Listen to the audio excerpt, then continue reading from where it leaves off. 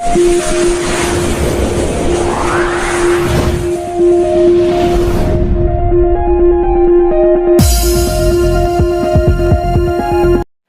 क्या नाम है आपका?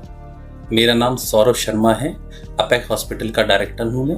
सर क्या मामला हो गया था? सुबह की काफी भीड़ रही आज आपके हॉस्पिटल के बाहर। 10:30 बजे एक पेशेंट आया हमारे पास में, मनोज परिहार करके जी। तो वेंटिलेटर पे पेशेंट था। हम लोगों ने पेशेंट उसको देखा बहुत पुअर कंडीशन है।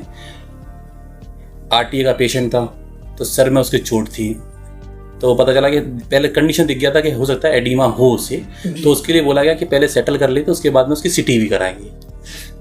तो फिर जब पेशेंट थोड़ा सेटल हुआ तो उसके बाद में सिटी कराई। सिटी में देखा कि एडिमा, बड़ा एडिमा है उसमें। तो उन घर वालों को भी बताया कि कंडीशन बहुत पुअर है, कंडीशन है, वेंटिलेटर पे ऑलरेडी था। उसी कंडीशन में हम लोगों ने ट्रांसपोर्ट करके उनको पास पहुंचाया भी कि सिटी हो जाए उसकी। सिटी कराने के बाद जैसे अपन आते हैं, सब कुछ हो गया, ठीक था। फिर करीब 5:30-6 बजे करीब थोड़ा सा बीपी अनस्टॉल हुआ कि ऊपर नीचे होने लगा। तो घर वालों को बताया कि पेशेंट की कंडीशन थोड़ी सी पुअर होने वाली है, तो क्या करना है। तो उन्होंने बोला कि नहीं ठीक है, आप करो, जैसा कुछ होगा ठीक है। उसके बाद ट्रीटमेंट चलता रहा। अब उनके पास पैसा नहीं है, उनसे लगातार बोला दवाई लिया। तो उन्होंने कहा सर हम सुबह सुबह कोई 8-10 बजे कोई आएगा बस से, तो मैं दे दूंगा पैसा। तो मैं ठीक है, कोई दिक्कत नहीं, आप जो दे देना। ये मानवता होती है कि भाई किसी पास नहीं है और आप अननेसेसरी रात को 2 बजे उससे पैसे लेके और दवाई देंगे, तो ये कोई शिष्टाचार नहीं है। तो हम वो शिष्टाचार को देखते हुए हमने कहा ठीक है सुबह दे देना। अब सुबह तक का तो मौका मिला नहीं, वो उनकी कैजुअलिटी हो गई। भाई पहले पता ही था कि वेंटिलेटर पे, हमने पहले बता दिया था कि वेंटिलेटर पे पेशेंट की कंडीशन बहुत पुअर कंडीशन थी और एडिमा भी साथ में था। पेशेंट बचना थोड़ा सा असंभव था, मतलब मुमकिन नहीं था, लेकिन अपन कोशिश तो कर रहे थे और कोशिश ही कामयाब होती है। अब बिल्कुल अगर मैं छोड़ देता कि नहीं करता, पेशेंट को हटा देता, तो ये भी था, मैंने बोल दिया था, लेकिन उन्होंने कहा करिए, तो हम लोग कर रहे थे। अब ये सब कुछ हो गया, एक्सपायर हो गया पेशेंट, जब हो गया तो उनको बताएगा कि आप जो भी ड्यूज हैं हमारे क्लियर कर दीजिए। तो उनके ड्यूज क्लियर करने का उन्होंने सुना, ठीक है मैं आ रहा हूँ 2 मिनट में करने के लिए।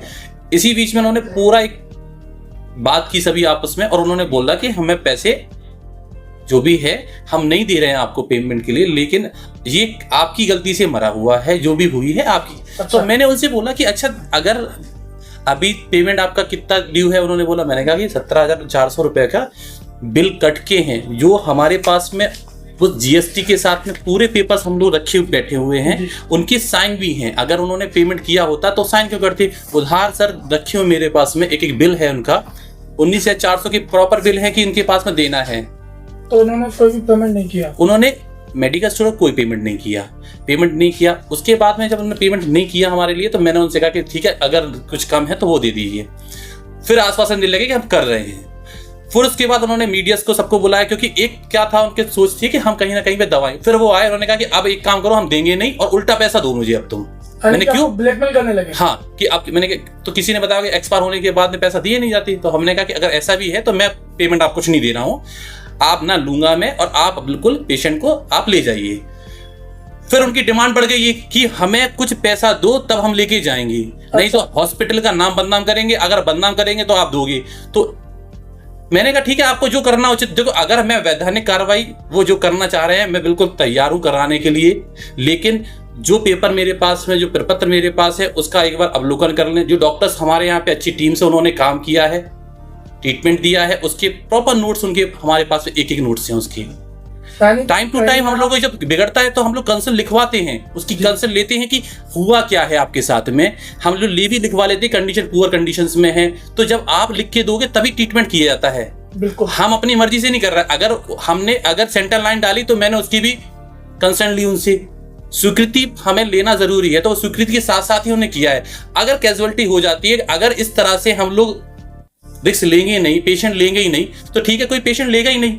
जो चलन चल रहा है आजकल में, लगातार एक ही चलन चल रहा है कि आपको पैसे देने की बात आती है तो आप आरोप लगाने लगो। आरोप लगाने से क्या होगा? पैसा बच जाएगा और डर के मारे हम कुछ ना कुछ उनको दे देंगे और मामला शांत हो जाएगा। ये सब सोच उन्हीं की लोगों की है, जो उनकी दृष्टि से हमें तो नीतिपूर्ण नहीं लग रही उनकी बात। यानी कि कहीं ना कहीं जो आरोप लगाए गए वो पैसों को लेके लगाए। बिल्कुल, पैसों एक मेन है पैसा।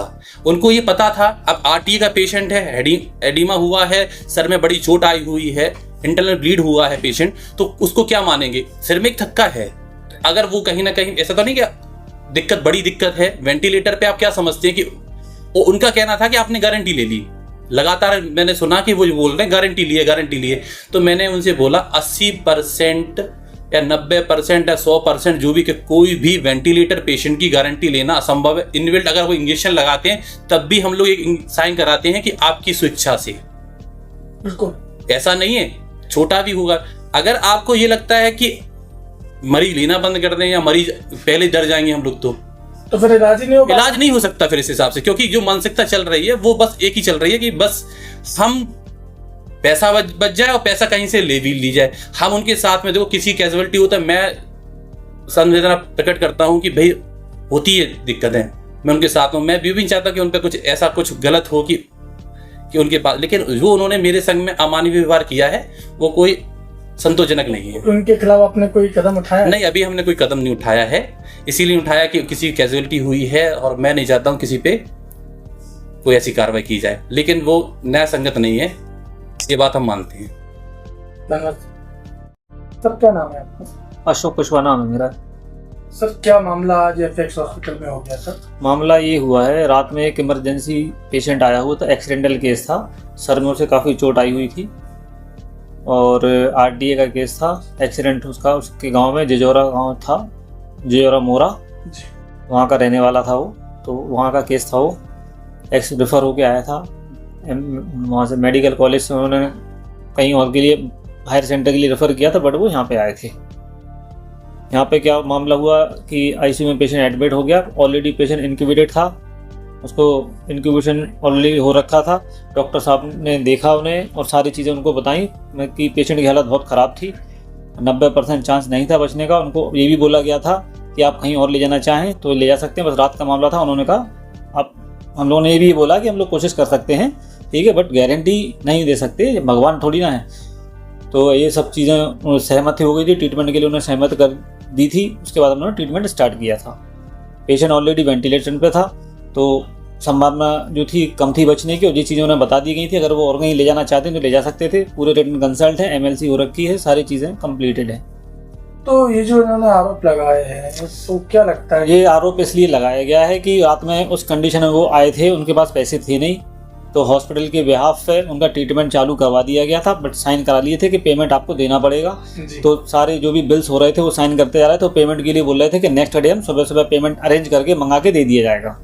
वो सारे कोई भी मेडिकल स्टोर के 19-20 हज़ार रुपये के जो भी बिल हैं, सारे ड्यूज़ हैं, पेंड हैं, कोई भी पेमेंट जमा करके नहीं गए हैं। केवल जो बाहर उन्होंने सीटी वगैरह कराया था उसका पेमेंट दिया था वहाँ पे, बाकी यहाँ पे हॉस्पिटल में कोई पेमेंट उन्होंने नहीं दिया है मेडिकल स्टोर का। और जो है सुबह सुबह कैजुअलिटी हुई, तो इस व्याप पे उन्हें पैसा ना देना पड़े, इस व्याप पर उन्होंने ये आरोप लगाया है।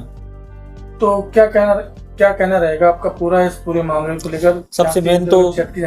सबसे मेन तो मामला ये रहेगा कि कुछ जो मरीज के परिजन होते हैं, एक तो क्या है एक्सीडेंटल केसेस, और बड़ा ब्रेन में अगर हीमोरेज होता है तो वैसे मैं ये नहीं बोल रहा हूँ कि डेथ नहीं होती है, डेथ होती है, मेडिकल कॉलेज में भी होती है, सारे बड़े बड़े हॉस्पिटल्स में होती है, कॉर्पोरेट हॉस्पिटल्स में होती हैं, जो कि हमारे यहाँ भी हुई है, लेकिन 10% चांसेस उनके जो है थोड़े से कम हो जाते हैं सही होने के लिए। मैं जनता से यही कहना चाहूँगा कि कृपया जो भी जो भी प्रशासन है उनसे मैं अपनी तरफ रिक्वेस्ट करना चाह रहा हूँ कि कुछ दिन से मैं देख रहा हूँ कि जो भी झांसी में जो भी प्राइवेट हॉस्पिटल्स हैं, कोई भी पेशेंट्स आते हैं तो अगर कुछ कैजुअलिटी होती है तो सीधा उन पर आरोप लगा दिया जाता है, आरोप मर दिया जाता है।